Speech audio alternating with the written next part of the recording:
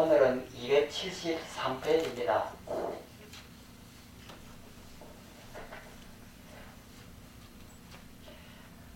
읽어보겠습니다. 제17 관업품. 그러니까 관업품인데 업에 대한 관찰입니다. 그러면 업이라고 하는 이 말은 무슨 말인가 하면요, 업은 생각입니다. 그래서 업섭이라고 합니다. 업하고 섭이라고 이렇게 하는데, 섭은 그 행동이고 업은 생각입니다. 그러니까 생각이 오래되면은 행동으로 이렇게 나타나요. 그래서 업은 생각이고 섭은 생각이 오래되면은 행동으로 나타나기 때문에 습관은 그것이 익숙해지는 것이 습관입니다. 그 밑에 있는 산스크리트를 보면은 업과 과보의 고찰이라고 이름하는 제17장 33개의 개송 이렇게 되어 있습니다. 그 밑에 있는 것을 읽어보면요,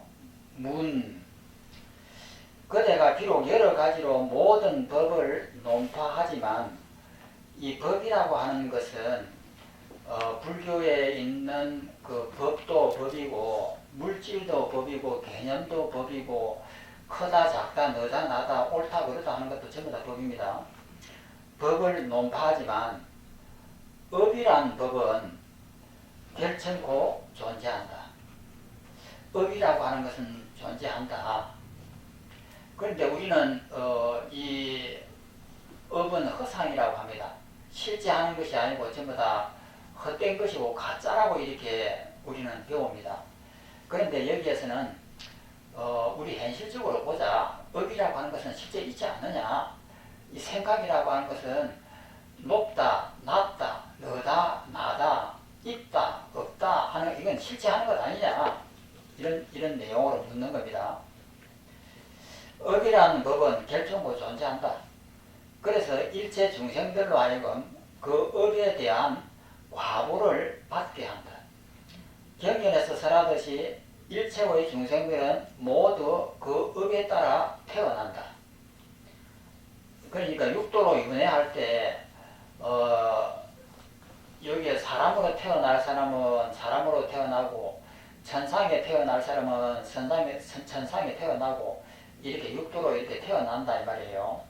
그 업에 따라 태어난다.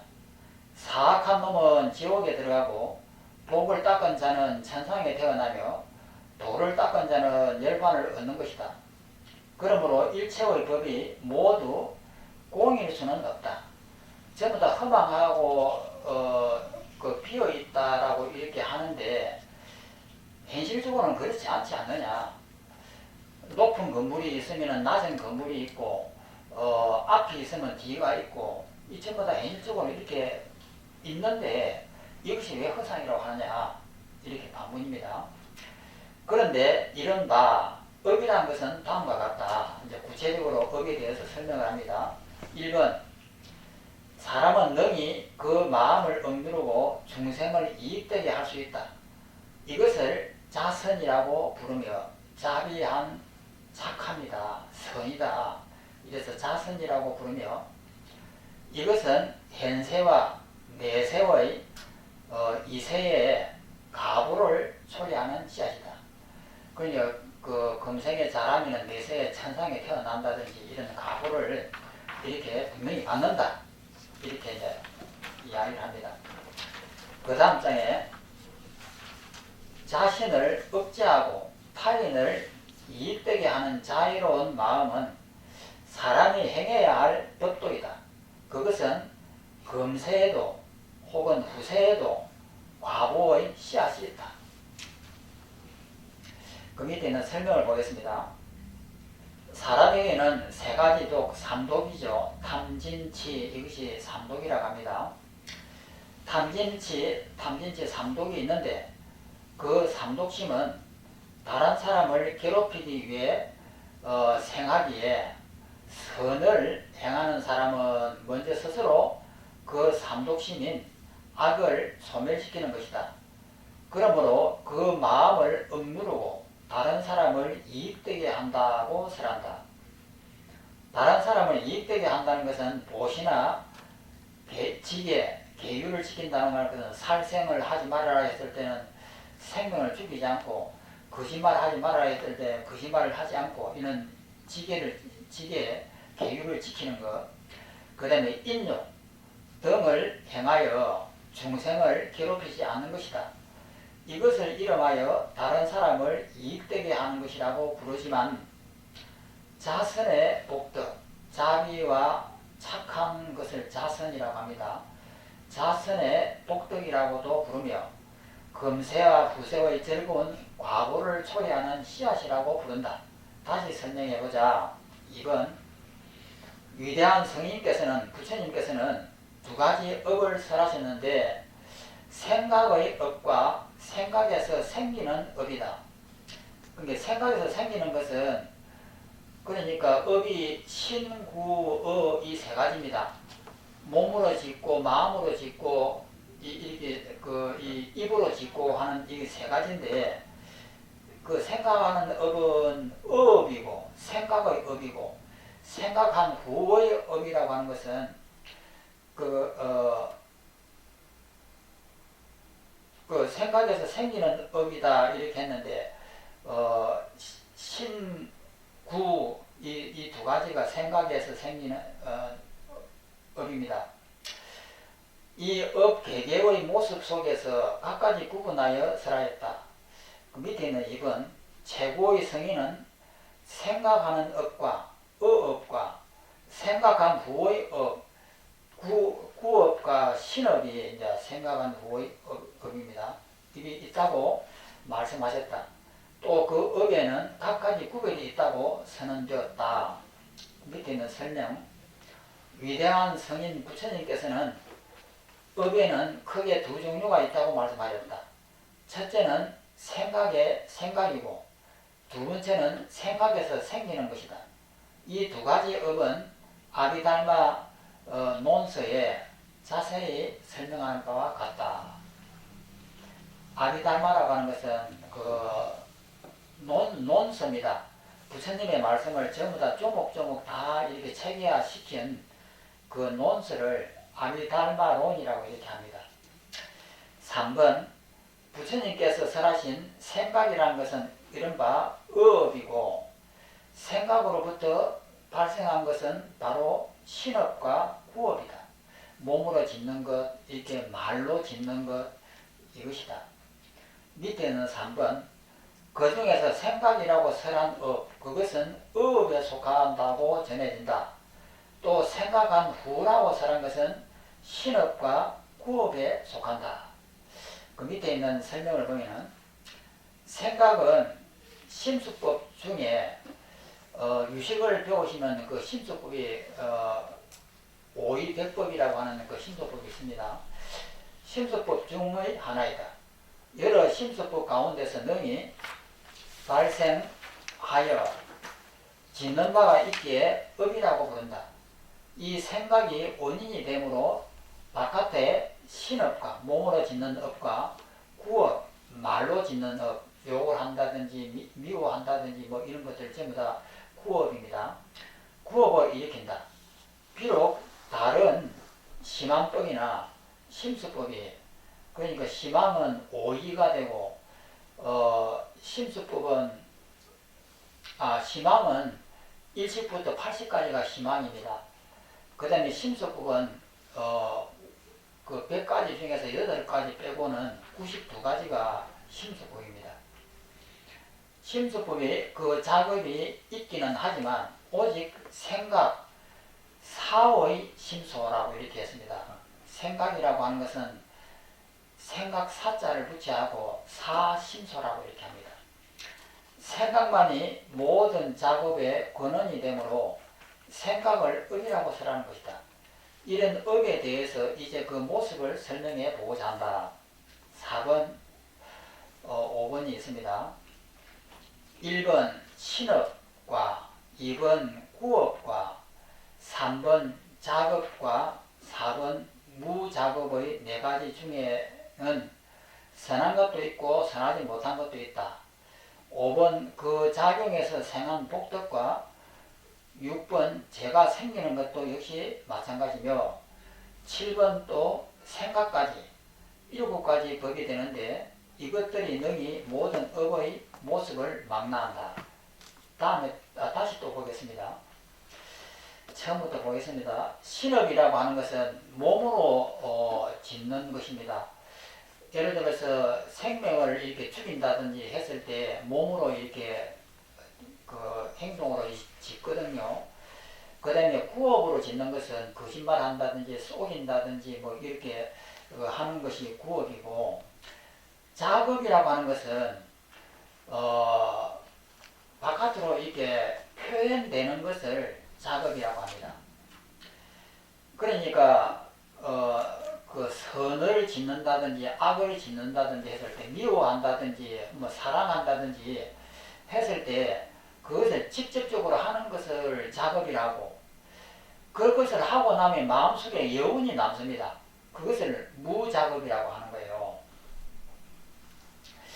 그러니까 작업은 미움이라고 하면, 미우는 행동을 실제 하는 것을 작업이고, 그 다음에 무작업은 실제 행동은 하지 않지만은 남을 미워하게 되면은 미워하는 그 마음이 속에 있습니다. 그것을 무작업이라고 이렇게 하는 거예요. 작업과 무작업의 네 가지 중에는 선한 것도 있고 선하지 못한 것도 있다. 악한 것도 있다. 그 다음에 5번 그 작용에서, 작업과 무작업이라고 하는 이 작용에서 발생한 복덕과 6번 죄, 복덕하고 죄, 이것이 이제 6번입니다. 죄가 생기는 것도 역시 마찬가지며, 또 7번째는 생각이다. 그리고 이 생각까지 합해가지고 7가지 법이 되는데, 이것들이 능히 모든 업의 모습을 망라한다. 그러니까 우리가 몸으로 짓는 업이든 입으로 짓는 업이든 생각으로 짓는 업을 총 망라하면은 이렇게 7가지로 이렇게 나눌 수가 있다. 이렇게 한 겁니다. 다음 장으로 넘어가겠습니다. 1번 말과 2번 신체의 동작과 3번 번뇌에서 아직 떠나지 않은 무표. 무표라고 하는 것은 아직 표현되지 않는 것을 무표라고 그래요.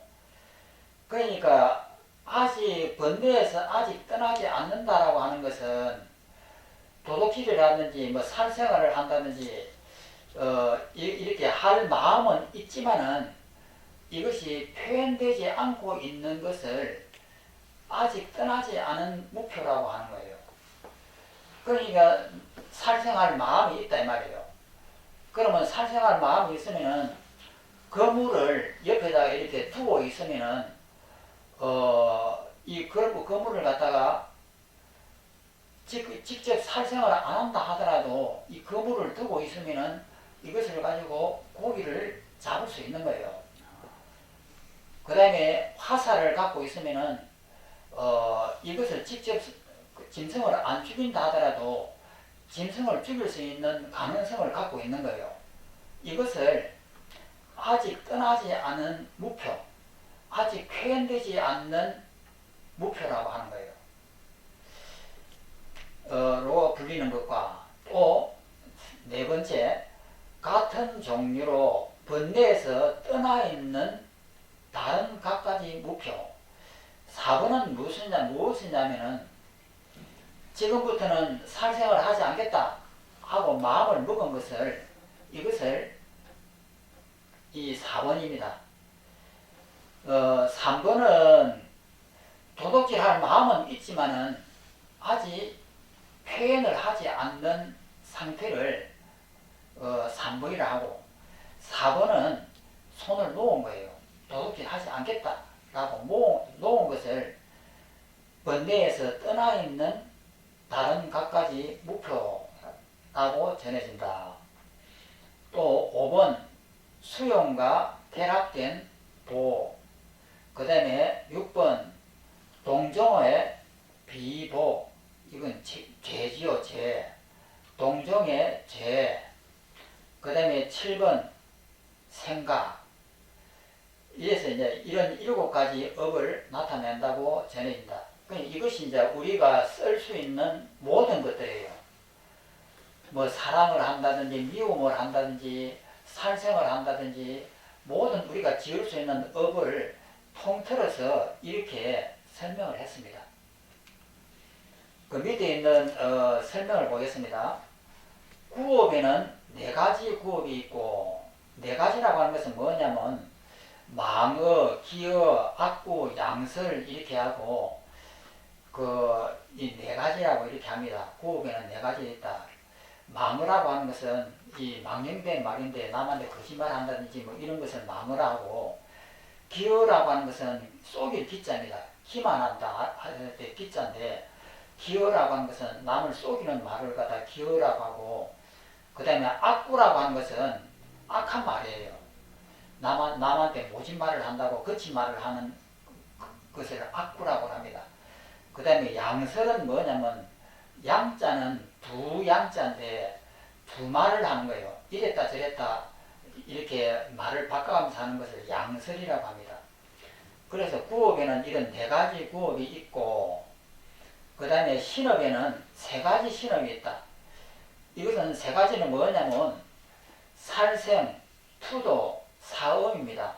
10개 중에서 살생업과 그 다음에 투도, 도둑질하는 업과 삿된 음행, 사음 이래서 이 3가지를 신업에는 3가지 신업이 있다 이렇게 하는 겁니다.